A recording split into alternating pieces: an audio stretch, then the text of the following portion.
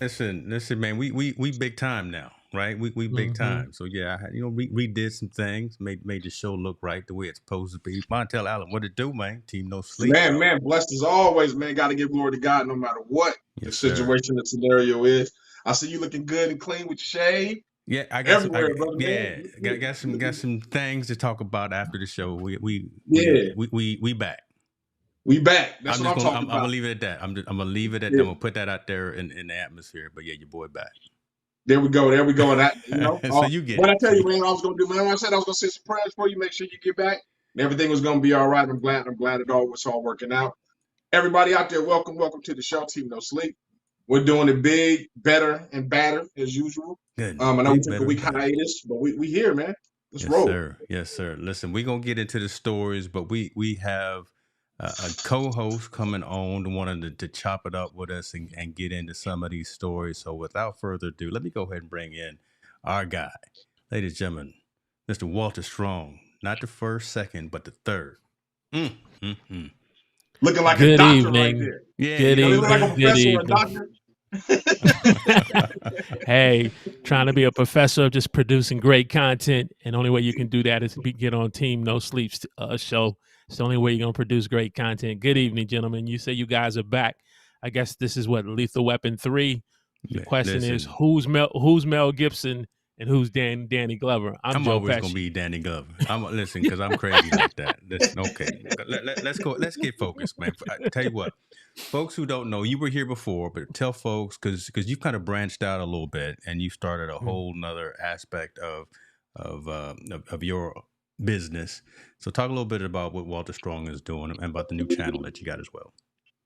Ah, man, I'm just excited to be on. You know what we're doing new now. We're excited for the new YouTube channel called NBA Sports Talk with Walter Strong III, where we talk NBA basketball and more, not from an analyst's perspective, TV or radio, not from a player's perspective, former or current, but from a fan's perspective, you and I, who want to just talk about some great NBA basketball and more.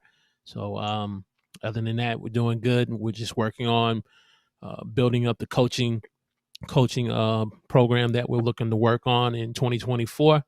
But it was time for us to pivot, and I have a passion talking NBA basketball, and I just said, okay, let's go ahead and time to pivot. Plus, you kind of encouraged me on Facebook a couple of months ago. It was like, hey, it's time to come back. Yeah, What you waiting for? You know, you got that itch for sports. So it's different from just yeah. talking, just doing straight content and teaching people how to. And it's what when you get into sports and you're talking about different teams, you got to be able to, like today's topic coming up. You can plan for a show, and then all of a sudden, a blockbuster, something happens, and now you just got to scrap your whole show and go with what's hot, what the fans want to talk about. So, Let's do that. but Let's do that. that's But what we're doing. let's not what they say. Wag the dog before we're gonna get into that in a minute. So don't be giving Mhm. away any insights first. So what we want to do first is actually recap we a story that we did a couple of weeks ago, and Mhm. it's actually again one of those unfortunate situations. But we need to get into it and talk about it. Michigan State Mhm. University ex-coach Mhm. Mel Tucker. We talked about him being accused of some sexual harassment, sexual allegations on Zoom calls with the team and with the other members of the coaching staff. Come to find out, it's true. And Michigan State has found cause to release Mel Tucker of his position. And how many millions was it, Martell? It was 70, 72? He's leaving 79 million on the table. No, 79 million. $79 million. Mhm. I just got to pause when you say numbers like that. It's hard to count that high. This man that messed around, got on a Zoom call, doing inappropriate things, saying stuff, not not being professional, and messed around and messed off $79 million. We t- Allegedly. Oh, so it it's on been Zoom, brother. proved. Come on, It, it's on. no. But when right, so they're releasing him based on these allegations. So they're not Ba- waiting for the final findings. If you're saying, they fired him based on these allegations and okay, his defamation of the institution on the investigation on how it's going and what's going on. and that they shouldn't have any reason to fire him. So he's kind of fired back. When these allegations came out, he fired back at the institution of Michigan State. Basically, they didn't like what he said. They said he said some damaging things to the university, and that was cause for his. That's one of the root causes for his firing. Me personally, James already know. I said this 2 weeks ago. Michigan State just didn't want to pay that brother his money. They did not want to pay him his money. Right. We can talk about all the other stuff, but the bottom line, they didn't want to pay him that money. They wanted to figure out a way to get out of that contract, so they didn't have to pay him $90 million for the next several years. They found a loophole. They found a way to do it. Mm-hmm. Whether it was because I think this situation happened with these Zoom calls were a year ago or 2 years ago. It was a little while ago. It wasn't just happened recently. I think he had conversations with her, but it wasn't the thing for a while ago. Now, since they did their investigation, they found that these things happened. Now they're like, hey, you know what? We gotta let you go.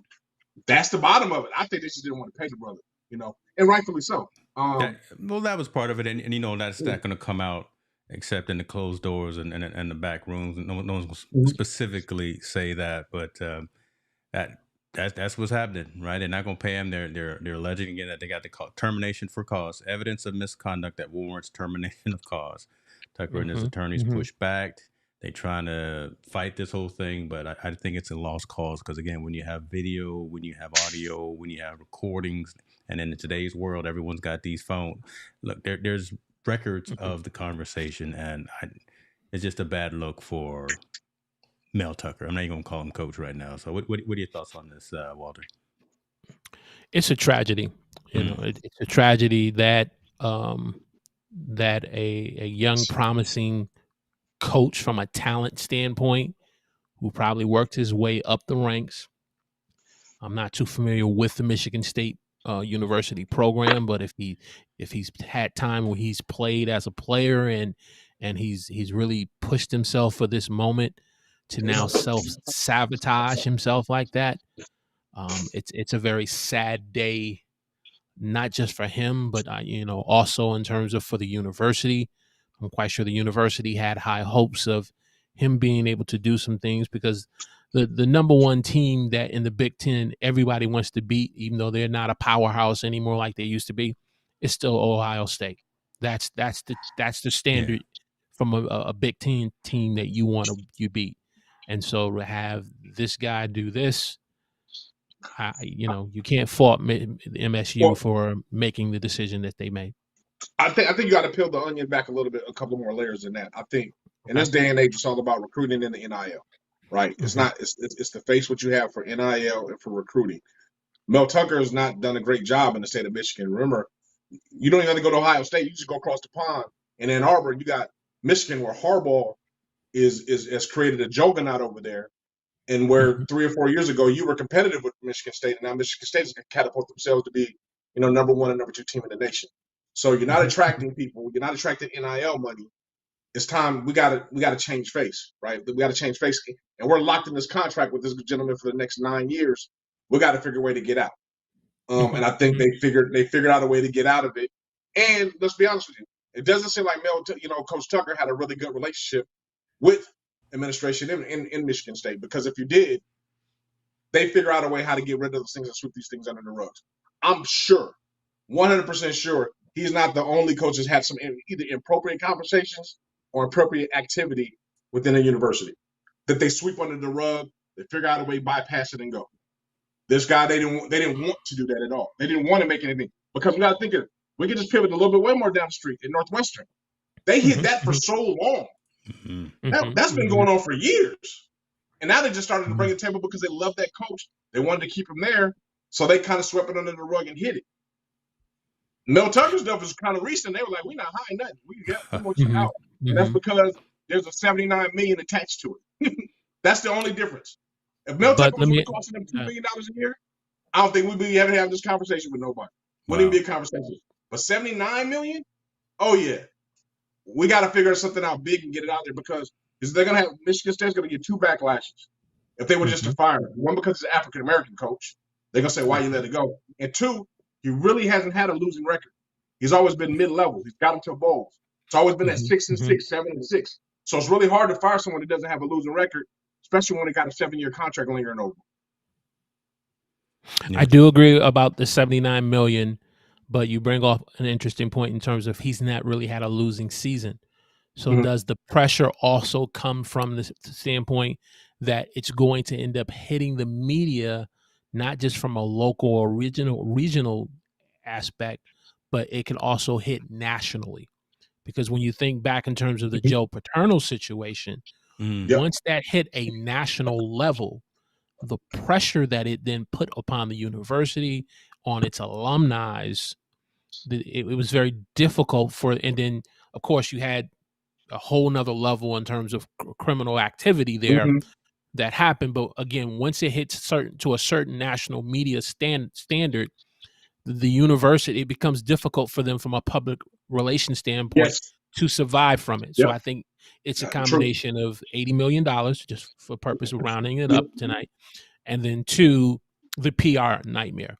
Because Mhm. how can you recover from that when you now want to, like you said, from a recruiting standpoint, now recruit talent to keep them from going down to Clemson, to keep them from going down right up the street to Michigan, to keep them from Mhm. going up to Syracuse University. Give a shout out to my daughter's college that she had first year at 3-0. Come on now. Yeah, no. I think those are eloquent. That's very well put together, and that's exactly right. I think that all those things, in combination of those things, are the things that kind of drove Mel Tucker out. And I think he's going to fight. I think he's going to fight, but I think he's going to fight a losing cause. I don't think he's going to win this one at all. I think Mhm. he said he would be better off just asking him to buy out his contract and move on. But Yeah. with this allegations going, the thing that resonates me: win or lose the allegations, Mel Mhm. Tucker will never coach college football again. So that was going to be that was going to be my Ever. question. Does he have any chance, any opportunity of coming back as a head coach? So maybe at the collegiate level, or can he step out and do the Urban Meyer? Because I don't want to put him in the same conversation as Urban Meyer, but leave college and go up to the pros. Do you think he ever has a position as a head coach in football? Go As ahead. long as those videos stay locked behind key and they don't ever make the light of day where the public sees them, the media gets a hold of them, I believe at some point he will get an opportunity. Now, will it be a Division I school? No. No, Walter. Now It you know could. better than that. You know these videos are going to be on TMZ in the morning. They're going to be I on mean, the. and again, maybe because other than me watching Team No Sleep 2 weeks ago and hearing about this for the first time from Come you on now. guys, okay, I haven't really been following the story. So if it becomes a Ray Rice situation, he's done. It's over. Write the obituary, put the dirt on the grave. He's done. Mm-hmm. But if the videos and the Zoom recordings, audio and video, never make the light of day, he could possibly end up seeing another coaching position at a Division II or Division III school. I I would say wish I was a betting man. God, I wish I was a betting I man. would say he would never be a head coach again. Yeah. I would agree with him that he may fall somewhere else, either as a position coach somewhere on someone's staff, buried somewhere, or as they say in the big boys, a counsel, kind of like Muschamp is for Georgia. He's kind of a guy that's there. He's not a coach, but he's on staff to kind of help them facilitate things. I can see him falling into place like that. The coaching brotherhood will take care of him. They will. Mhm. But I mean, all this stuff coming down while this is going on, he's not going to see another head coaching job. He'll never see a lucrative contract like that ever again. He'll never put himself in the forefront like that for a big powerhouse team. And Mhm. again, where does he fall after that? I mean, at this point, does he even really want to coach again? Right? I mean, where can you fall? Where can you go when administration has this kind of stranglehold on you? And two, no matter what, your reputation precedes yourself. You're talking about bad about the university. No university wants to bring somebody on when they've already talked some bad mouth about another university. It just doesn't work that way. I just keep thinking about, and I always mess up trying to pronounce his name, but used to be the head coach for the Celtics. The brother that had the brother. that had the affair with, was it? Ime Udoka. Yes, Yeah. him. Right. So he was blackballed, ostracized, fired, let go, all that. Lost his wife. Lost his side piece and everything. Sure enough, later, year or two later, he's back in the head coaching. So Difference Difference? Winning. Okay. He was Okay. winning at Boston. He took Okay. him to a championship and lost. Okay. Mhm. That's a Michigan good point. State, not winning. Mm. Like, let's keep it real. If Debo Samuels and Mhm. Nick Saban had a phone call like he had with somebody on a Zoom call, we would never ever hear about Nick Saban or Debo Samuels getting fired because they mean too much to the school with their $100 million contract. What they do. Unfortunately, Tucker's not in that situation. He wasn't able to build his Mhm. legacy that strong to be able to say, hey, I can overcome these allegations. They're going to help me get over it. Obviously, it's the opposite of the way around. Administration's like, we need to get you out, instead of saying we Mhm. keep you in. So I think he's fighting a fight against somebody that he doesn't get along with. He's fighting that fight against administration where he doesn't have a good relationship with. I got you. Other coaches, like I said, the guy, like just for your example, he was winning, and he's a damn good coach, and he's been in the coaching arena for 20 some odd years. Yeah, So he's been around for a while. yeah. Yes, that's So true. his thing about maybe stepping out his wife, which his private affairs are private affairs. The only reason why anybody said anything about it is because it was Danny Ainge's best friend's wife, the GM of the Boston Celtics. Yeah. It was his best friend's wife, so he felt he had to do something in order to protect his best friend's honor. So that's some personal crap. He got fired on personal stuff. Oh, who cares if you cheat on your wife? That's your personal business. It has nothing to do with X's and O's in basketball. And I think and Houston recognizes that, like, hey, we want to bring in a good coach, because he had extramarital affairs has nothing to do with the way he coaches, because that happens every day in every genre and every business in the world. People have But affairs. So, but I'll push back on. I'll give you one name though. I'll push back Yeah. on that with the Ime Udoka and with the Mel Tucker, because I do believe he'll get another chance. Steve Phillips, former general manager for the Mets, and who also was an analyst with ESPN. He ended up having a situation on both of those places. So I believe individuals can get a second chance. However, the level of trust that you violate determines how much of an opportunity I'm willing to give you. An employer is willing to give you. I'll give you that. I'll give you right? that. Yeah. Because when Steve Phillips was with the New York Mets, when he did that with an assistant. So ESPN, the Mouse, Disney, I'm quite sure they did their due diligence. I'm quite sure they did their background. They asked him, Steve, what have you been doing to repair some stuff? And he demonstrated enough of something to show to say, you can take a chance on me. You can take a chance on me. You don't have to worry about anything. But then it comes out, Steve does the same thing again with an assistant. Boom. And so the media, the backlash, what do they call reputational risk? That's what it basically comes down to.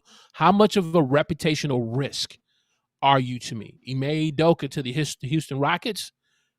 Look at his winning record. Look at it in terms of his stint with him coaching different places. His reputational risk is less. But the Steve difference Phillips between is those two, more. you know the difference between those two? The gentleman you're talking about messed with somebody that's within the organization. They work there. Did the person in the Udoka mess with, was she working for the Celtics? Or was she just the wife of the best friend of Danny Ainge? So if it's a workplace thing, then that's different. That's completely different. You're not supposed to, you're supposed to have those relations with people within the workplace because those are guidelines they have within jobs. I don't know if she worked for that. I think she was a volunteer, or she did some other stuff. She was not an employee of it, but Yeah, the she was simple not on fact, staff, right? my opinion on it was Boston had to get ahead of it from a PR standpoint, because eventually when you have something like that, they had to do their own investigation before the NBA started to say we need to do ours, because again, once it becomes a PR situation, you have to kind of be proactive to say how much of a reputational risk can this be to us as an the Boston Celtics, the New York Knicks, the Los Angeles Lakers, and if you want to throw in the Chicago Bulls, those are the four primary teams that the NBA wants to hang its nails on. They are truly winning. The money's going to come in. If you have those four teams really doing, forget about, Giannis, forget about Embiid. But if those four teams are winning and they are going deep into the playoffs, a ton of money is going to come in for the NBA. You have a reputational risk, and you end up having a PR nightmare with one of those 4 things, you have to take serious action for that. Mm. I agree. And we'll go to the next subject, but I just one more comment. I no agree. worries. I do agree with that. But I mean, I think Boston, it was a personal issue more than a work-related issue. I think Danny Ainge took it very personal that he was dealing with his best friend's wife, right? This brother's dealing with his best friend's wife. He's my employee. It's almost, you got to change sides. Do I go with my employee or do I go with my best friend? Yeah. Right? Yeah. Right. And so, and I think within the midst of that, it kind of got intertwined and it got into the media and did all those things. But again, I think when it comes to affairs, that's grown folks' business. That's people's business. As long as you're not violating any rules within your work environment and you're doing something, yeah, I can be personally as mad as I want to be. But again, those are 2 consenting adults, having that relationship at the end of the day. Got out there in these streets.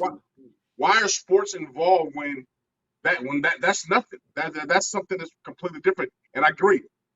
Danny Ainge, I think, took it very personal. So he brought it to the sports and brought it into the work environment. And that's where the situation kind of went the way it did. Right. I love the fact too that Walter said, I haven't even been watching this story, but we go into that social impact. You weren't expecting to talk this much about Michigan State, were you? We gonna break it down. We gonna peel that onion back as much as we can, man. So that's good stuff. That's good stuff. Well, that may be the closing of that tale, because again, we like to follow up on particular stories, and with again, I'm not gonna call him Coach anymore. I'm just gonna call him Mel Tucker. He is no longer with the Michigan State University family. So shout out and peace out to you, brother. All right, let's move on, because now we want to get into kind of the social impact story. And this, I hate these stories, but we got to have these conversations. So Riverside, California, have another situation, ladies and gentlemen, where we have an adult, and not just an adult. I'm going to assume he's a parent, but this adult is the coach for a football team, youth football team, has been arrested for, I don't even like the word allegedly, because somebody saw it and everybody saw it. We're not going to say allegedly. Youth football coach in Riverside is arrested for punching a 14-year-old after the game. Just reading that headline, that's a grabber right there, just that headline, just to see what it is that's going on there. So I'm going to go on to this here. A youth football coach in Riverside was arrested and suspended after he allegedly punched a 14-year-old player in the head and knocked him unconscious after a game. What in the world would cause someone to do that? Why would a coach do that to someone that's on their team? What kind of lesson are you trying to put into someone who's supposed to be looking up to you, right? What kind of message is that sending? Is you being a coach to a 14-year-old? Where's the daddy of the kid that he hit? I want to find that person out too, right? I'm not going to just let you hit my son in the head for there's no reason to hit anyone anyway. But the coach was arrested and booked and charged of battery and willfully harming a child this last Saturday after he allegedly assaulted the young man who was playing for the opposing team in a game over the weekend. So not even someone on his squad, someone on the other team. Guess that changes everything from my perspective. Talk to us, Walter. Well, why? Talk to us a little bit about that. No, because I'm thinking, okay, there's a coach-player relationship. Sometimes coach try to push buttons. I mean, you've seen it in television a couple of times. You know, I was just talking about last week about Coach Carter, and I gave the example of, was it Cruz, and Cruz wanted to take a swing at, Coach Carter, and Coach Carter said, I'm your new basketball coach. Coach Carter lets eventually Cruz gets back on, but he has that type of confrontational type style, but he feels, hey, make you sign a contract, push the right buttons. You are going to be rich men, not just a person that plays for rich men, but you will grow up to become a rich man. Okay. Plug for Coach Carter if you haven't seen it. So I understand that aspect if this is the coach and the player. You the coach of the opposing team, you're hitting their player. That's just straight up, just no control of your emotions, and you got some serious misplaced aggression issues going on in your life, and you've allowed it to manifest it into the point where another self-destructive, poor judgment and decision, just like Mr. Tucker, you are about to destroy what you've built and established and call it quits. Again, because we are in a society, you always hear, we are forgiving. We're willing to give people another chance if they're willing to pay their dues and truly be repentant. In time, he can be able to get another chance, but I don't think it'll be as a head coach anymore. Okay, hold on. Let me. I apologize for interrupting. I'm gonna let you go, Montel. But Yeah. I mean, there's got to be a line, though, right? I mean, Mhm. grown men hitting women, grown men hitting children. Okay. I mean, there's a line. An adulterous affair is something different as compared to, again, this just maybe, I don't know how old the coach is, a 35-year-old man Mhm. hitting a 14-year-old kid, and then the boy had a seizure and was unconscious on the field for 2 minutes. He is still hospitalized as of Monday. Not sure if he's still in hospital. But again, all of those things, all these dominoes are happening. Mhm. Mhm. I don't know if this man needs to be around any more children. And that's just from my perspective. Montel, Sure. I'll Sure. let you go right there. But I just had to add that in Um, right there. I would not have this man on any staff. yeah, he's never coaching football again, ever, because they do background checks. He'll never get an opportunity to coach Okay. I see what you're saying. Okay. football again. I think the part that's sad is that we put a big we put a big deal on respect, right? Everybody puts a big hang on respect, and when you get disrespected, everyone feels they need to be reactive. Now, let's say I'm assuming this happened when they were walking and shaking hands, and somehow I think so. I think they were walking hands. I don't think it happened during the game. It either happened before or after the game, I believe. And maybe the boy said something to him to the nature of whatever he called him, and then this coach reacted and hit him or whatever. And I say that's acceptable. Don't get me wrong. I'm not saying I'm just trying to give some background and maybe some reasoning why it might have happened. And this respect thing, man, he lost his cool or lost his composure over a 14-year-old probably calling him something or saying something or making a gesture towards him. He felt he needed to react. Like you said, that reaction right there, that stupid reaction right there. Now he'll never ever be to coach football again. Probably is going to have to do probably some criminal charges. I'm going to assume you hit a minor like that and you knock him out where he's unconscious in his season. He's probably going to face assault criminal charges as well, and that can all backfire on him for losing his job and all these other good things like that. I just think, man, we have to do a really better screening of coaches when it comes to youth and high school, because we're taking young men and trying to throw them in this coaching role to be mentors and show kids the way, yet they're not mature enough to be able to handle those things at all yet. They're not mature enough to lead. They're not mature enough to lead in what they're supposed to. And a lot of these young kids that are coaching, they're just as reactive as a younger kid than them. They're just barely from that environment themselves to be coaching these kids and trying to lead these kids, and all of a sudden you feel yourself in the center confrontation. It's sad, man. It's more sad. This is right down the street from my house, which is crazy. Okay. I mean, literally right down the street from where I live. Yeah. This is just bizarre that this would happen. And like you said, James, I mean, where's the adult to that young man's life that it wasn't there to defend him? Like, you hit my child, Yeah, I'm trying to fight everybody. We all locked up, right? We all. We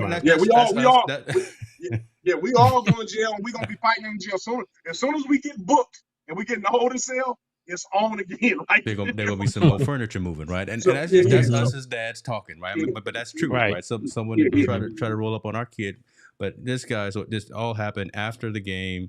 An altercation occurred, right? So they players got to push and shoving. Look, football is football, right? It's very aggressive. It's very lot of emotions going through it. So folks are gonna roll up on each other. But again, no excuse. I was gonna say, hold on, no excuse for a coach to interject himself and start throwing blows and swinging at the players himself. So, but we got issues within the youth. I mean, we just saw that in Texas with Talib's brother who shot the other coach on the field. Yeah.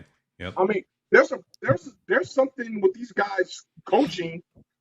You got to be a certain mature. I don't like to coach. Me personally, I can't coach little kids, man. I don't have the maturity to coach little kids because you have to have a lot of patience. So it gets a little bit easier with your patience as they get older, and you can control them and teach them a little bit different.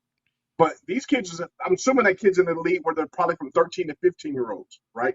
So, and I've been the president of the Pop Warner before, so I kind of know how these situations go, and I've been in with those altercations after the game. Usually, it's parent on parent. It's never a kid. It's never a kid. Yeah. Now, there's a couple of scenarios. That man could have been talking crazy to his mama. The 14-year-old felt he had to jump in there and fight, and then that's kind of where it went on. Probably so. Or it's an altercation between the two parents. Something happened.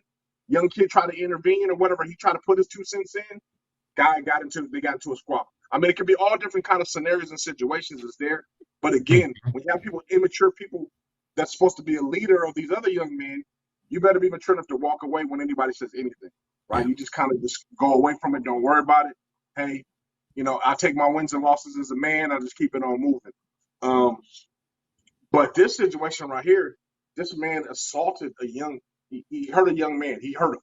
Let's be real. He hurt this young man. And he scarred that young man beyond this. I mean, how can this young man come back and play football again amongst his peers, without having embarrassment or anxiety, right?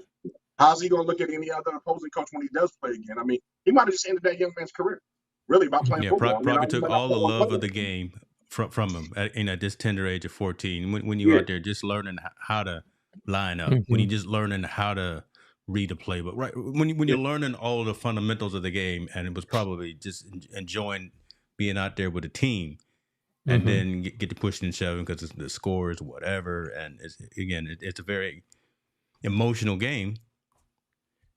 Again, no reason for the coach to jump in on that. Walter, look like you had something that you wanted to that brother. I mean, go ahead.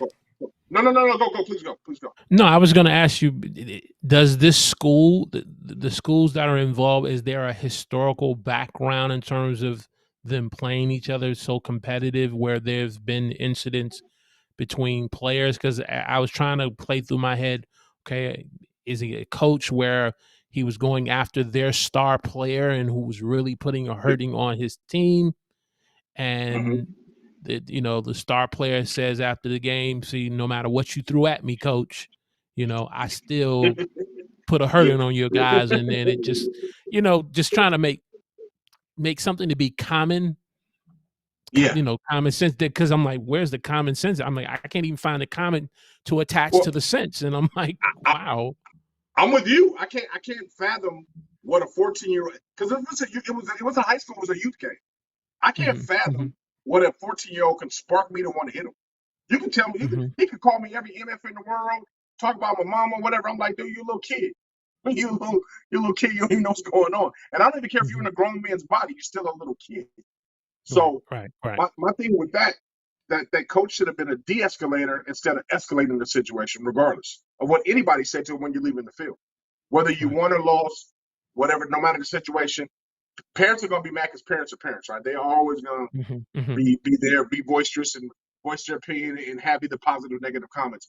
But you being a coach, being a representative of that team and being a representative of those kids, you should be the one to be like, I'm going to de-escalate any situation that comes my way, right? I'm going to walk away from any situation that comes away. This young man or this person decided to react, and he reacted in a physical way. Unfortunately, man, you're guilty. You have no merit to stand on. You have nothing you can say to me that's going to change my mind different. I don't even care if the young man looked like he was coming up to hit you. You have nothing to stand up because you were supposed to be de-escalating the situation.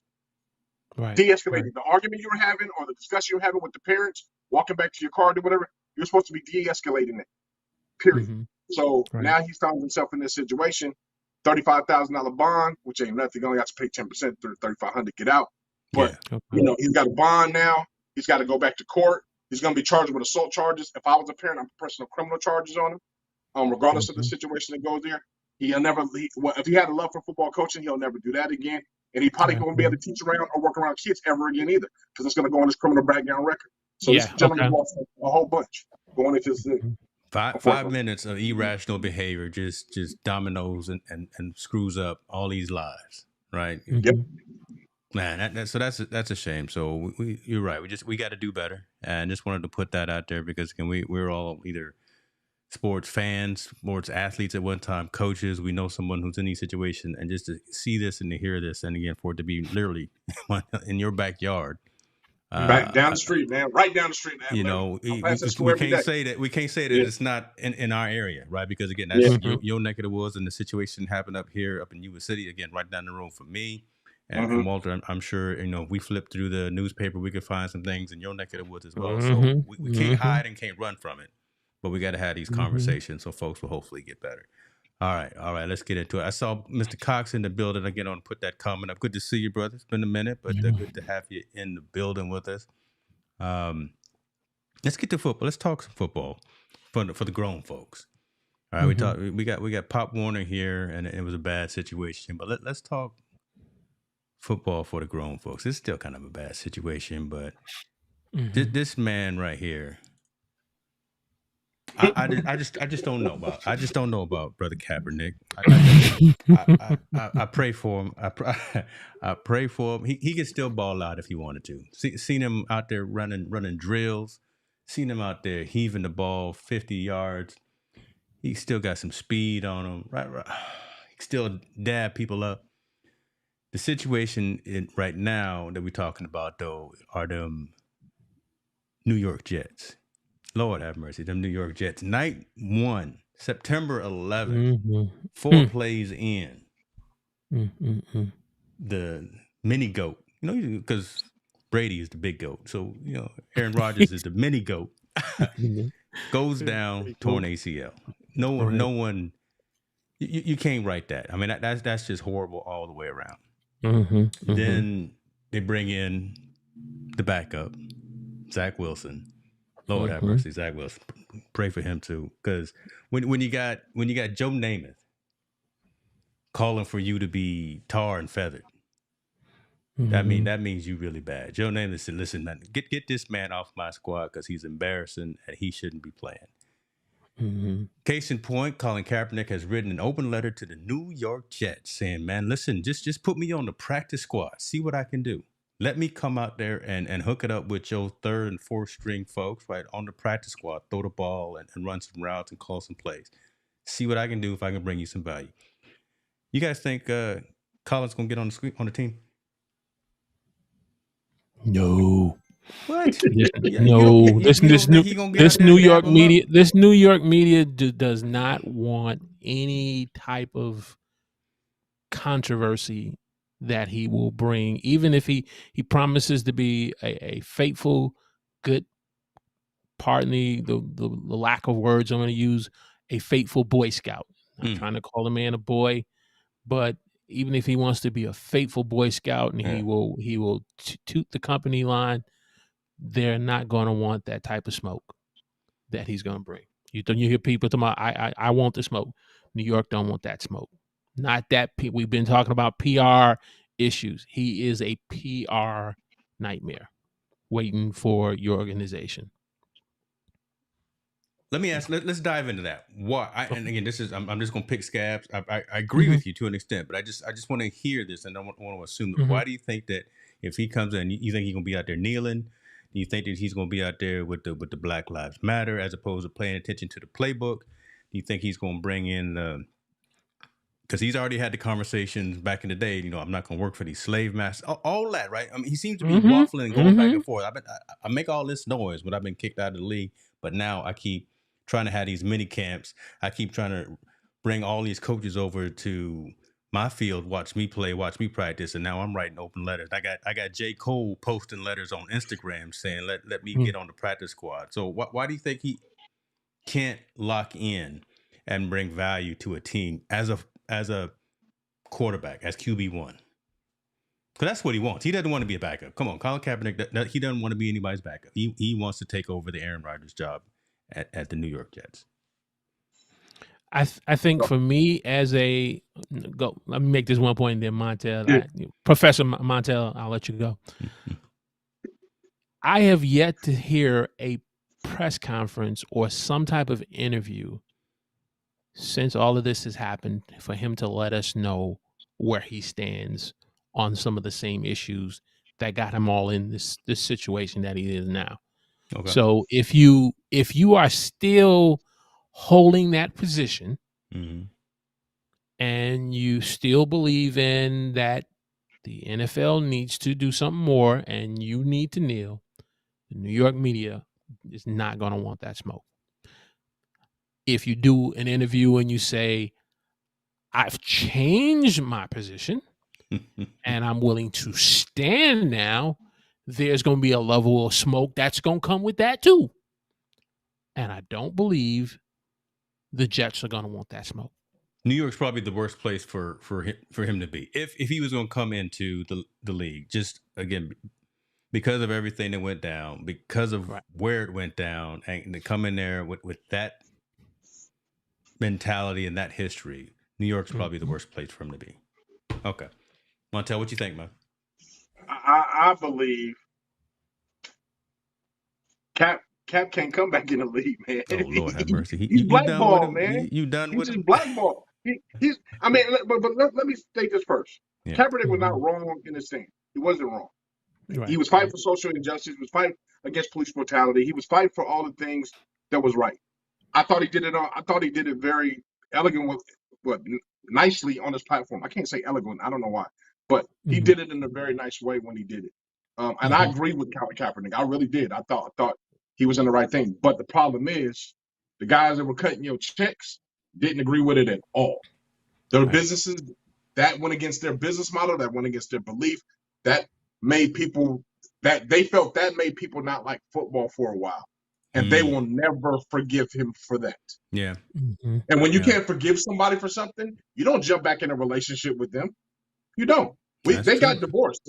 They got divorced. Hey, Colin, we got you out the league. We gave you some money. You said some bad words against us. We said some bad words against you. We've been apart now for these 3 or 4 years. Now you keep poking the bear, talking about, hey, you know, you kind of want to work things out, get back together. It doesn't work like that in relationships, personal or business. It doesn't happen. And I get him. He wants to get an opportunity to prove himself again and go. And I think what he said in this letter, because I did read a portion of his letter, he just wants to get on the practice squad to prove himself. Unfortunately, there's not a platform for you to prove yourself. If Colin Kaepernick wants to play football, there's the XFL and there's the USFL. That's where you can go play. Yeah. You're not going to be playing in the NFL. And I don't care what kind of numbers you put on. I don't care how good you think you are. We don't care. It's just like any other sport. If you burn those owners, they do not want anything to do with you. And he is blackballed. Just call it what it is. He's blackballed from the league. It is. But he got paid to be blackballed. He got money. He got a pretty hefty settlement that was undisclosed. So it's not like we shouldn't feel bad for Kaepernick. Oh, he's poor, broke, he's trying to get back in the league. He's not financially hurting. He's trying to prove a point to get back in the league. Unfortunately, homie, when you're in that situation, you made the sound decision that I'm not going to cooperate. I'm going to fight for my people, which I agree with him. I applaud him for that. You know, instead of conforming to what they wanted you to do. And unfortunately, there's a cost to that. And the cost is you can never play in this league again. That's the real of it. I hate what Stephen A. and all the other guys talk. That's the bottom line, man. He's blackballed. He can't get in the league again for what he did. Yeah. Period. Right. And if he truly, I believe, if he truly really wanted to get back into the league, did he make an inquiry publicly, just like he just wrote this letter to the Jets? Did he write a letter to Dwayne Johnson when they were launching the XFL this past year? From time to time, I watch Team No Sleep. So if I know ESPN is not going to pick it up, if Fox is not going to pick it up, I know Skip and Shannon are not divorced now. They've moved on. But I don't remember a letter, him writing it to Dwayne "The Rock" Johnson saying, I want to play for the XFL so I can be able to sharpen my skills and my talents so I can still be. I don't remember him even saying he wanted to play for the USFL. These were just two great opportunities and just passed them. You're right. If you're doing it for the love of football and you really want to go back to playing professional football, and this opportunity has closed this door to get back in good graces and do something spectacular, go down to those leagues and go do it. Go win a USFL title. Go win an XFL title. Now you're on a public platform. Everybody gets back familiar with you. You're showing everybody you can play. Now you may have an argument like, hey, my skill set should get alone. Besides my personal belief, should give me an opportunity to get in there. But for you just saying, I want to get back in the NFL and I deserve the right to get back in the NFL, that's not going to happen. Them 30, man, my mom always has to forgive you, but I'm never going to forget. Yeah, that's true. And Jerry They Jones are got not memory going like to an forget. elephant. Jerry Jones. Yeah, they are not going to forget. Because we can look at the NFL, man. It's 7 teams that need a quarterback right now. And all 7 of them are not going to give him a shot. They're not. Nope. They don't even want him. They don't want him around the facilities. Like, brother, man, you burn that much of a bridge with the owners. Yeah. Coaches can like you a lot. Players can love you a lot. Everybody else can love you a lot. But the 30 dudes or 32 dudes is cutting checks. They've all gotten a room and says that brother's banned from playing in this league. Yeah. Right. No matter what he does. And right. And I think there's also a question of, can he be trusted? Because when he had this workout that they were all going to let him do, and then when that went south, you know, because I think what the concern was, okay, if we don't give you what you want, what's stopping you now from you going and saying that this is now turning into, you know, a discrimination issue? And, you know, and my understanding is that there were quite a few people that was really going to end up signing him with a contract, and then he went south on them. And I'm like, the Jet media is, you know, I'm watching how they're crushing Zach Wilson now.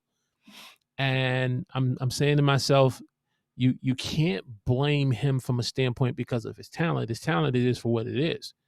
The issue now is from a management standpoint. Why did Woody Johnson and the general manager get a quality backup in case of an emergency? And not an Achilles emergency, but he has had a history from time to time of going down of a slight injury in the past when he did in Green Bay with Aaron Rodgers. So it made sense to get an in case of emergency quarterback, just in case if you felt Zach Wilson. But, you know, I really feel bad for Zach, but Colin, they're not going to smoke.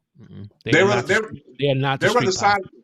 They'd rather sign a Pop Warner quarterback before they My sign Lord. See, there he go. They're Hey, going to get somebody off a rugby squad and then sign. They'd rather go do. They're going to go through before they just sign anybody. Before Colin Kaepernick is even a consideration, they're going to go through every free agent just out there. They're going to go through everybody that's in the XFL roster and everybody in the USFL roster and everybody in the CFL roster and Canadian to see who they can bring in before they bring in Colin Kaepernick.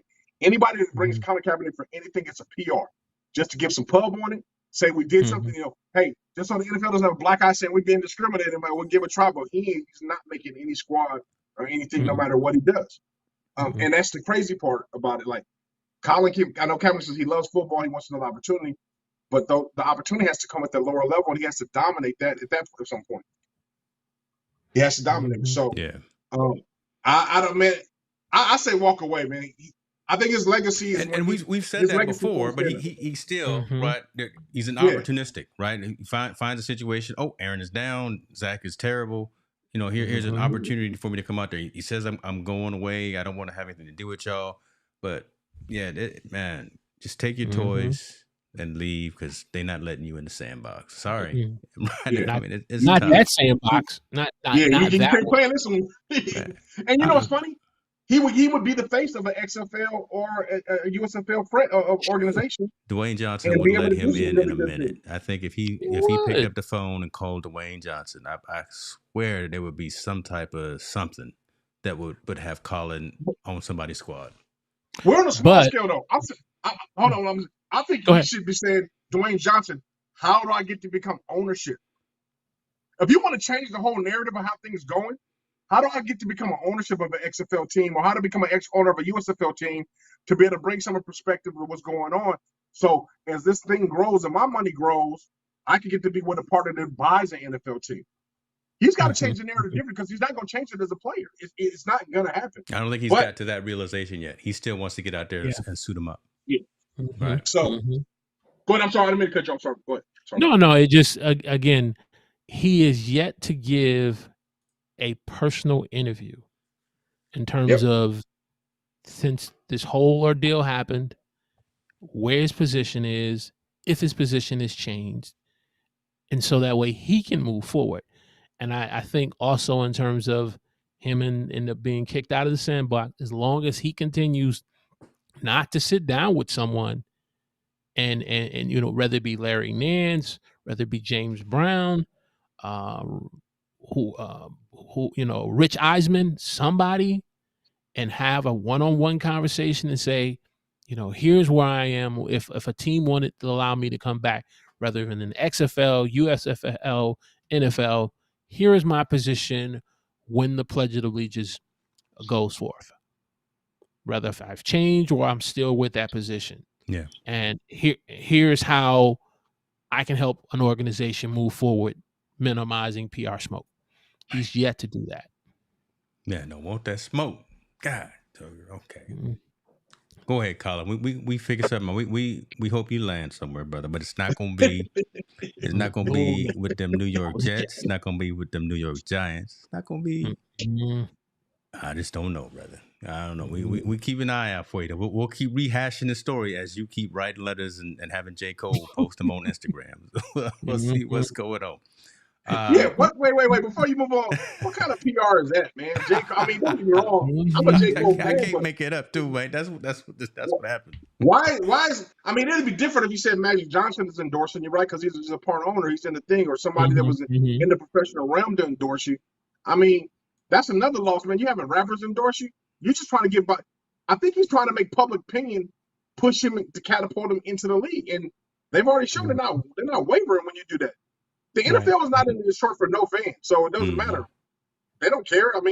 So what? A few rappers say you should be in the NFL. Who cares? No, let's be real. They don't if care. he did, so if he did the Kelsey thing, if he had someone like Taylor Swift. That's a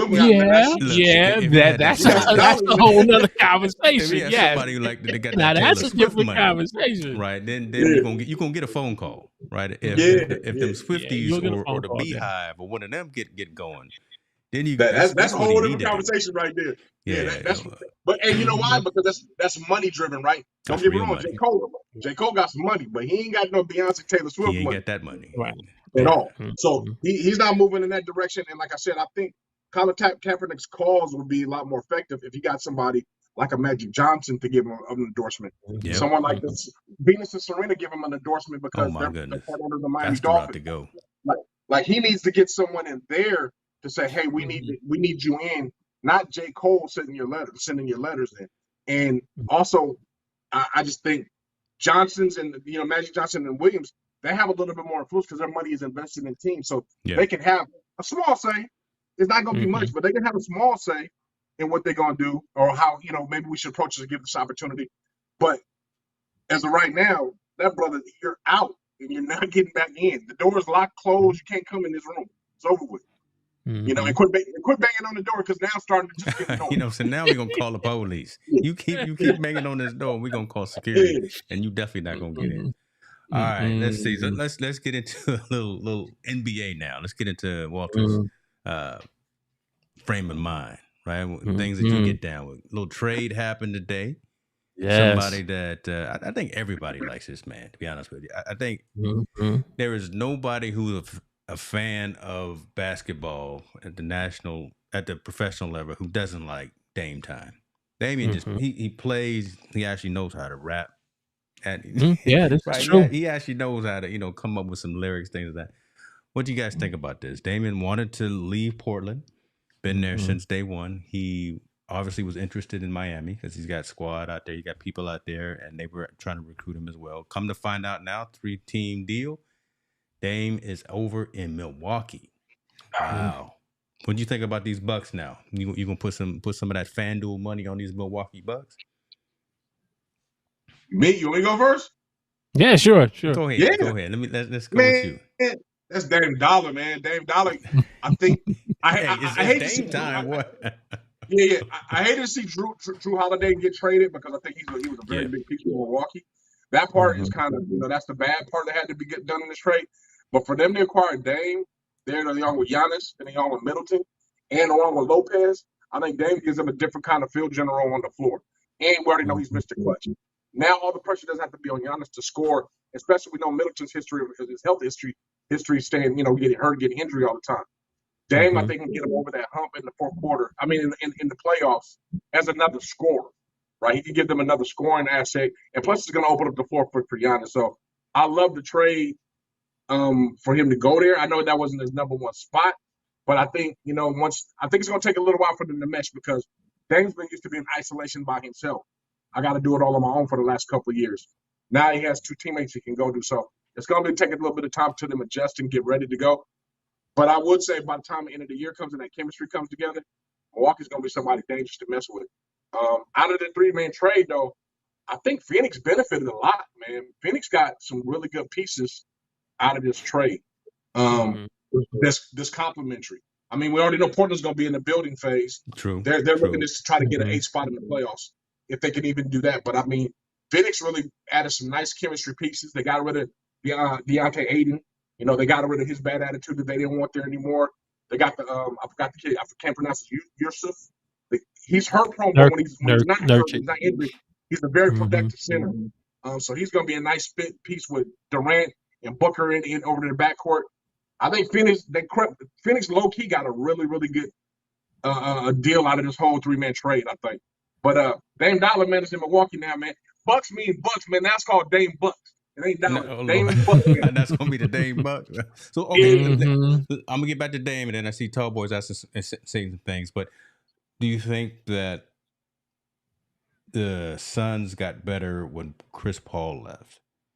When that happened, and then now you're saying that with this 3-team deal with Dame and Portland and Miami, that they're exponentially better, that they should be in the they're always in the. I think I'm answering my own question. They're always in the conversation, right, to make it to the playoffs. So they did pretty much get that much better. Never mind, I just answered my own question. No, I mean, I know what you're saying though, but I think with Paul leaving, exiting, I think. Now it's going to leave room for somebody to come in. I think they're still going to have to make one more trade for a veteran point guard to calm everybody down with Booker and them. I think they still got one more trade in them to find somebody out there in the league to get to Phoenix. But don't get it wrong. Phoenix got some nice, cool pieces. I just think right now, I think Paul's time ran because of Paul's health. I don't think it was his play. His health just couldn't carry it. For some reason, he just can't carry the 82 games and then go into the playoffs, feel healthy. Him going to the Warriors, minutes are going to be a lot shorter, but a lot more significant minutes. So it'll be different for him. His minutes will probably cut down almost half or at least 1/3 of what he's been doing, and he'll find his role in the Warriors. Now I think Phoenix just has to find that veteran point guard they can get out there that says, hey, let me control the floor. Let me make sure I get everybody the right pieces and I can play some solid defense. They don't really need another score. They just need to find a complete point guard.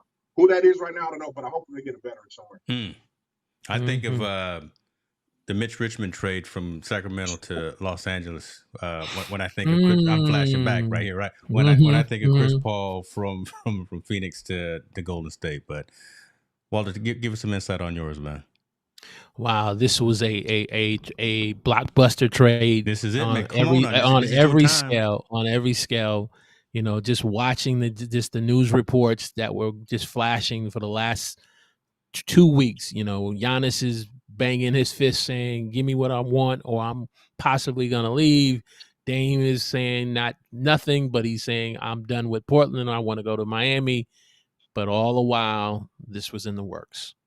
Milwaukee was slowly putting things in the works. And I think once they got a commitment from him that he was open to another team, it was like, okay, keep the narrative going that all I want to go to is Miami. Keep that narrative going. And then once I heard that news report 48 hours ago about him going to the Raptors, I said, oh, he's changed his mind. The question now becomes, who's going to be the first to get to the gambling table to say, I'm willing to put my chips to the table and say, Dame, come to me. Because once that Raptor story dropped, the whole thing about I only want Miami, that narrative basically had holes in it. But I think Milwaukee kept saying, keep the narrative going. Let's get Portland involved. You guys are involved. Let's get Phoenix involved because Phoenix wants to move Aiken. We need Aiken with us. Phoenix wants to take the Nurkic contract. Plus, you guys need some help on the bench with Grayson Allen. Let's go ahead and pull the trigger. I think this was a blockbuster trade on every level. Do you think there was any losers in this trade? Like, who got the best of all of it? I mean, we all know Milwaukee go with Dame, but do you think there was any losers? Because I honestly think Portland gave up they didn't get enough, in my opinion. I think they could have got more for Dame if they would have reached out to some teams. And I know the salaries got to match and all that good stuff. Right, Don't get me wrong. But I do believe, I think there was more out there for them to get than Dame. Obviously, I would have went to New York. I'd asked New York, even though I know they got what's the name, the new guard there from Dallas. But I would have went to New York because I know Randall wants to be out of there. Let me do something with Randall because I like Randall could be a person you can build around a centerpiece. I don't think they got anyone in that trade that they can build around in Portland. You know, Aiden's a defensive guy. True Holiday's a good role player. I know they drafted the rookie kid that's going to be pretty dynamic, but they got nothing that's going to be a forcible guy they can build around. Maybe some salary cap room. Dame is obviously a guy you can build around, and nice partner with another superstar, with two superstars, with Giannis and Middleton. I just thought they could have got more for Dame. What's your thoughts? I think where the loser is possibly could be within Phoenix, because Phoenix, like you said, needs the point guard, and they took back salary with Nurkic's contract, and without a fourth team being involved, where you could move Holiday to Phoenix, and then Nurkic goes to that fourth team, and then Portland gets the additional draft picks that they were looking to, because they're rebuilding. They're in the rebuilding mode. So I think Portland came out the way they wanted to. I think they honored their commitment to Dame to say, you said you want to go play on a team that is competing, for a championship every night, and that is going deep into the playoffs. That's what you've been wanting, and we are not able to give it to you because we're going in a different direction. This other narrative about Miami only, I believe it was true at some point, but as time progressed and as the market began to kind of correct itself, because I think we're still feeling the effects of the Gobert trade, and we're seeing the effects of the Bradley Beal trade. Once the market kind of corrected itself, Dame began to understand that no matter how much I scream that I want Miami only, it's not going to be possible because Portland is not going to get the best for what they wanted. And I think once that was communicated to Dame, he said, okay, I'm willing to go to another team, but it has to be a championship team. But to answer in your question, Phoenix lost off in the standpoint, I don't think they got enough to retool their bench and not having a point guard. I think they could be the loser. Bradley Beal's in Phoenix now, too. I forgot. Bill's in Phoenix. Bradley Beal's in Phoenix. I totally forgot about that. So you got Bradley Beal. You got Devin Booker. What's the other point guard they got? I forgot his name. You got Champagne. He's there as a backup point. Yeah. And you have Devin Booker. So between Booker and Bradley Beal, I think they can get by in the backcourt. I don't know if there's going to be enough balls to go around because both of them kind of play a similar game of a slasher score that's there. I think Booker's too small to move to the 3. So I think that's the backcourt they're going to go with is Bradley Beal and Booker. And then you got, obviously their point forward is going to be Durant. Durant's going to be the guy bringing the ball up, kind of like he was at Golden State. And he's going to probably be the facilitator and scorer that's there. I don't think they lost out. I think Phoenix is actually, to me, one of the best. This is one of the better trades for them because now they got guys that's there that they can play now that are formally can play the backup role. That doesn't need to start. They got a lot of scoring that's coming off the bench. I think they lose a lot with Aiden gone in the middle, but if your Smith can stay healthy, they'll be perfectly fine. And that's going to be the cat. I think that's going to be the key. And they got Aaron Gordon. I think they're straight at guard, to be honest with you. Now that I realize they got Bradley Beal. I just think it's going to me, it's like there's not enough balls going around. There's only one ball, and all those guys play the same when it comes to Beal, Booker, and Durant. Like they have to have the ball in their hand. They like a lot of ISO. They like to do one-on-one scoring. I don't know how that fits in that team concept, right? Because we've seen that kind of play itself out when you guys playing one-on-one ball, a la the Clippers, right? Who's going to take that last shot? Who's going to take that last shot? You know it's Kevin. Kevin, that's unanimous. Durant's going to want the ball, but Devin is probably the one who probably should have the ball in certain situations. You're going to say that, but come on, Booker put up 60 points twice last year. I mean, No, that's what I'm and I saying. see But Paul said again, it. Kevin Durant is going to want to have the ball in all those situations, in those game on the line, and them Kobe, in them Michael, in those situations. But Devin Booker probably should be the one to have the ball. I, I, I think that I agree with Tall Boy too. When they play Denver, they don't have enough size. Everybody else Right. in the league, they match up pretty They well. don't have against. no size. And then the question becomes, who's going to become your Roger Bell? Who's going to be your Dan Marley? I agree. Who's going to play Okay. those roles? I agree. Who's Ooh, you going to play? flashing Who's going to back be there. the one that's going to take on the person who's going to take on Jamal Murray? Who's going to be Yeah. the person that's going to take on, the defensive role? Because you're looking for Kevin and Devin to do their thing. Bradley's going to add his. Somebody's going to sacrifice something. If history has told us something, it's shown us, Yeah. regardless of you putting all three stars together, one star is going to have to take a step back. Chris Bosh, he was the one who took a step back. Bradley Beal is going to be the one that will have to take the step back, but you still don't have a Raja Bell. You still don't have the size to be able to combat Jokic. And But I think you don't think that's where I you think don't, where they kind of they came up short in the trade. That's where I mean where they came up short. this squad feels like Warriors 2.0. The way they put it together. Okay. It's guard heavy. Mm-hmm. And I'm assuming if they run the same offense, I mean, if they run the same offense, they'll be successful because it's a lot of motion offense. It's a lot of 3-pointers. And again, it's built just like the Warriors, right? Mm-hmm. You got Yusuf just like Mooney. You have you don't have a Draymond Green, that dog there, but their size is very similar to everything that's going around, just like the Warriors. You got a bunch of shooters with Booker, Beal, and Gordon, guys that we know that can range and do just like Curry, Clay, and whoever they want to put it. Now it's going to be Paul. Used to be Jordan Poole. That 3-guard rotation is very dead. It looks a lot like the Warriors 2.0 to me when you look at that lineup. Do you agree or disagree? I disagree from this standpoint. You failed to mention Wiggins. You failed to mention Peyton. You failed to mention Looney. Well, other key I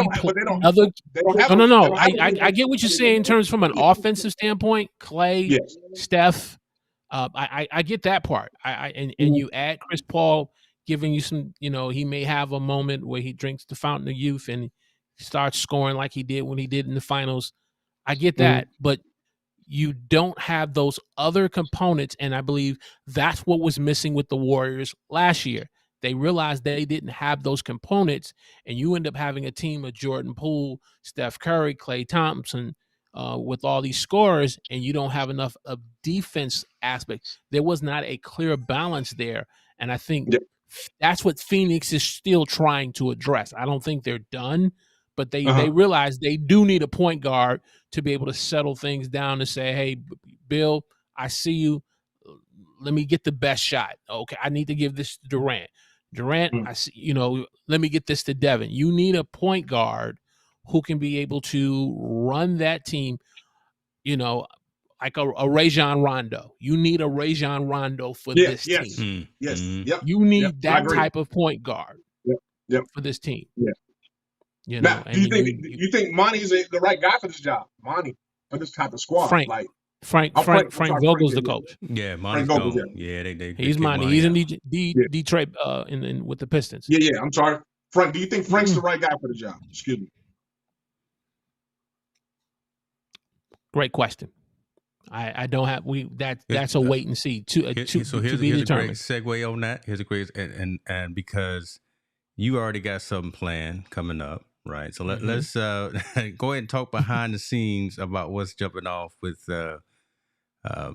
your channel, because I believe you're going to go into that in a little bit as well, right? So talk a little bit about. Definitely. Come on, see how we segue into what's jumping off. Go ahead, Walter. Talk to us a little bit. Definitely, we're gonna take a deep dive into this trade with Damian, and looking at the winners, looking at the losers, looking at in terms of, is Milwaukee now the favorites out of the East? Or is it still Boston with Tatum, Brown, and Kristaps Porzingis? A lot of people think that he's going to be able to add some stuff to the Celtics.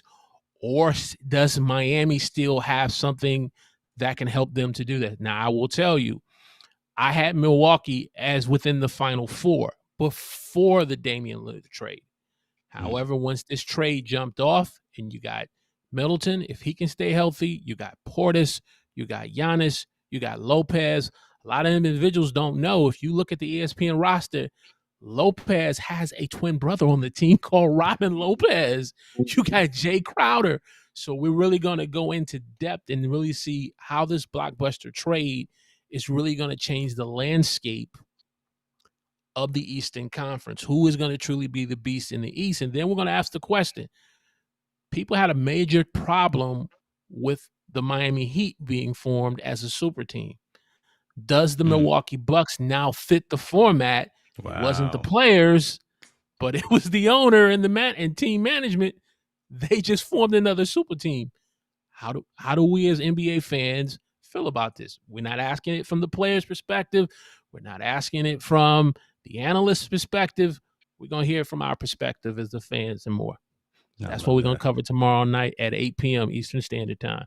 And, you know, if one of these teams are your favorite teams, I'll drop the link and bring you on and you can make your case. Drop the link because we coming. And so, Roy, we didn't already talked about this. We already talked about the Taylor Swift effect. We're going to bring that up too on the basketball side because so we've already brought that up. But yeah, man, make sure you leave the link and I'll put it in the description because in 21 hours, Mr. Walter Strong III is going to be talking about the trade reaction. So good stuff. Good stuff, man. Last story. Let's get into this. I'm going to be cognizant of time because, again, I know you on the East Coast, brother, and maybe time to go and put some sheets on and take your shoes off. I ain't mad at you on that. But this is a story that Montel and I like, and just wanted to get your reaction and your opinion on this as well. Them Golden State Warriors are looking to get behind, put some money behind, and start actually bringing some additional talent to the Bay Area. We really are fans of the WNBA, and this story right here, shouts out to Mr. Kevin Cox for bringing it to us. The fact that Warriors are close to bringing a franchise to the Bay Area. What do you when you read that headline? What are your thoughts? Let me start with you, Walter, just on that aspect in terms of the competitiveness of the WNBA game and league, and yeah, let's start there, right? Because right now they're in the midst of their playoffs. What do you think about the WNBA as a whole, and then bringing another squad into the mix? I think this is great news in terms of them coming to Golden State. You're coming to a winning area, into a winning culture, and them being able to build on the success that the WNBA has been having over the years. This is definitely going to be a major step to help push the WNBA, because when you look at them as a league, it's been over 20 years since they've been, and it seems like they have yet to really hit that peak where the league is really truly being recognized, even from a TV contract deal.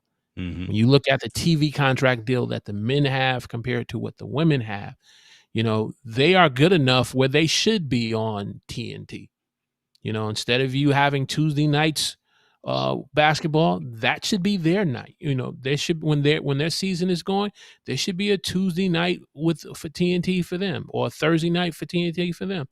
ABC, NBA TV, there should be enough of a TV deal, and there should be enough for sponsors, because they are truly putting on a product that we as fans in the NBA are clamoring for, because unfortunately, players unfortunately have been resting the last couple of years because of load management, but they have not been giving you that. And the WNBA is saying, hey, we want to give you what you want. You just have to put the money behind us, and we'll produce the product that will make the revenue that the fans and the sponsorships want. So this is huge. Yeah, I echo and I applaud it. I think they're going into the right market at the perfect time. You know, that Bay Area market is very, very, very supportive of its basketball teams, with the Warriors, and now it'll be hopefully the WNBA team. I think with the growth of women's basketball from the NCAA standpoint and WNBA, it's just going to be kind of just catapulted to be to that next level. And I think they're coming in the right time because they're going to capitalize on that market. I think it's a match made in heaven, man. The Bay Area is the place. I think if you want to have one area, have a brand new franchise. I think it's there. I think the WNBA kind of made a mistake, kind of going to the smaller markets at first, trying to figure out which markets will kind of support it. As we, I think this just all feels good all the way around to be competitive.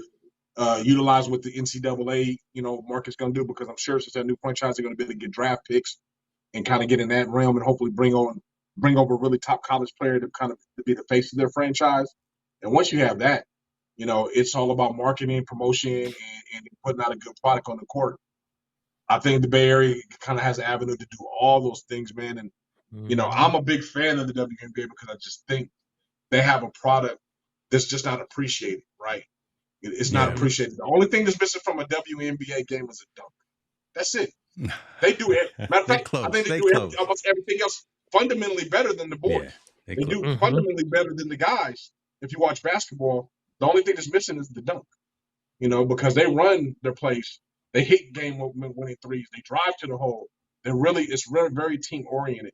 It reminds a lot of like international ball, where in the NBA it's a lot of isolation and kind of all that good stuff. Right. But I think I'm one of the few that very much appreciate the WNBA and the quality when they play basketball. And I think fans are starting to see it more and more and more. I just believe, I wish your season was the same as the NBA, so we could get, like I've always said, a 2-for-1, or somehow they play in between with the NBA, so we have basketball that whole time. And I think the NBA would be a great product to market the WNBA, instead of the way they have it right now, where it's the off season. But I get it right now; it's gaining momentum, so it's starting to catch on. So I'm all for it, man. I wish those ladies and the organization and whoever's going to be ownership the best of luck, because they'll get a few of my dollars. I'm pretty sure. And I really think that Golden State, San Francisco, that's the place to start, and that is going to address some questions that we've had, and then also this comment that Tallboy has about, ain't nobody watching WNBA until they do right by those women with fair pay and travel, right? I would fathom that Steve Kerr's and everyone who's in leadership and in management with the Golden State Warriors would see to it that there's equal pay for equal play, there's sponsorship, there's TV. It would happen sooner in San Francisco. Just in my mind, I believe that it would happen sooner in San Francisco than it would someplace else in the country. Okay, so we got to define what you mean by equal pay. Equal pay? Are you saying they're gonna get paid? They need to get paid just as much as the men do? So not dollar for dollar, not dollar for dollar, right? Because I even saw someone, and I can't recall who it was. It wasn't Tarasi. One of the players for one of the leagues, one of the sports said, "Look, I can't make what LeBron makes, but I want my concession, not my concession, but I want my jersey sales. I want that. I want equal percentage for what I play and what I'm getting paid. We're not getting the same percentage of the door of the revenue of the TV deals and things of that nature. And I think San Francisco could be a little more progressive than maybe a Milwaukee. Okay. Or wherever. No. Not a dollar for dollar. Not a $20 million per game for. I keep talking Tarasi for her versus what LeBron is getting. Not that kind of thing, but again, just Okay. That's a great definition. I believe you're right. I think that needs to be worked out as far as the business deal, what percentage they get to the TV deal, memorabilia, sales, and all that stuff. But if I'm not mistaken, I'm pretty sure the model is set up just like the NBA, where it's a profit sharing revenue. Like all the owners get the same amount of money regardless. So they get it, and then it's dispersed out from that point. If it's done that way, hopefully the WNBA has a strong players union, which they don't right now, because they don't hold the cards, right? They can't say we're going to go on strike, and everybody's going to be like, oh, the roar. Okay, you went on strike. Then no one's going to. They'll bypass them. Not like the men. If the men went on strike, NBA fans would go on a frenzy talking about, hey, you got to bring NBA back, and there'll be pressure from the networks and all that. I don't think that women have that kind of leverage just yet. But I do believe their pay needs to go. There needs to be a cap under there, and they need to disperse it right? Yes. I don't know what their cap room is right now, what their team caps are right now, but it should be somewhere in the $6 or $7 million per team to be able to disperse that money. Those are good paychecks for everybody on that 12-man roster. I think if they do it that way and come up with a nice solid number, and then make that increase every 10% every 2 years, then we start to see some momentum in the women's game and the cash flow and all that good stuff right there. And Bay Area is the perfect place for that. Yeah. Sponsorship. They got a lot of people to support. There's a lot of companies that there that's going to be able to support them and want to get on that bandwagon as far as promoting that kind of industry and promoting those things. I think they will be the blueprint on how other teams could do it that are not as successful right now. We'll see how it works. Again, I just think again of all the locations, all the places there. Again, there's that Silicon Valley money, and very progressive, very into the all the things that still need to happen for the WNBA, and they need their own planes. They need all that. Like even Tallboy, like we've said before, the travel, the payment, the compensation, the jersey sales, the ticket of the door, all that stuff somehow needs to be worked out and get the union going right. Walter, I'm gonna let you close this out, man, because again, I want to be cognizant of the time, but we're gonna have some more conversations about this.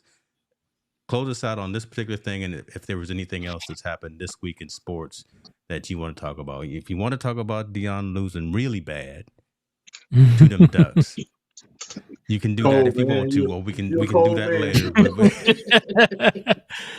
I haven't really been following it in terms of watching the games because you need to watch the games. Because my focus has been in Syracuse. Now, my princess is up in Syracuse. Her first year, she's got me watching Syracuse University. So I've watched them beat Colgate. I've watched them beat Army. And I've watched them put a hurting on Purdue. This defense we'll give you a pass on that for right now. Right. Yeah, you need to watch them games. But at the same time, I'm hoping that this loss really gave Deion some real good humble pie. Because there are times when I'll listen to him because he was on game day and he was telling people, oh, you got to wear the shades. I got to do the promotion. And I'm like, Deion, this is not about you. You are the instrument that's bringing a great new thing to the University of Colorado. I heard one player said, it hasn't been this good in a long time. And so he's the instrument that is doing something amazing for the Colorado. It bothers me, though, when he starts to kind of get on himself in small little ways. And that loss basically was some nice humble pie with him to put on whatever he want to put on it. And then not the players, but he had to eat it. Because when this is over, come on, those assistant coaches probably won't be there because they're Michigan State is looking for a coach. Michigan, if they keep dealing with the issues with Harbaugh, they're going to look at it and say, well, man, look what these assistant coaches, because Deion didn't do this. Anybody who follows sports and understand about good assistant coaches, them coaches ain't going to be there next year.